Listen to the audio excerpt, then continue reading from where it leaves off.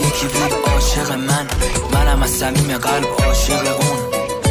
هر روزو با هم بودیم، چشامو بدون هم میشد کاسه خون. همه زندگیمو میدادم واسه اون پام وای میستاد تا پای جون.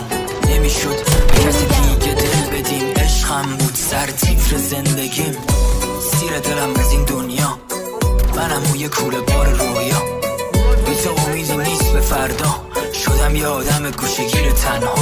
چیزی نمیخوام جز یه اتاق تاریک، یه موسیقی بی کلام، یه سیگار باریک، یک فنجون قهوه به تلخی زندگیم، یه خواب به آرامی، یک مرگ فانی. بعد تو درد ناتمومیم، بعد تو عاشق مرگ تو جوونیم.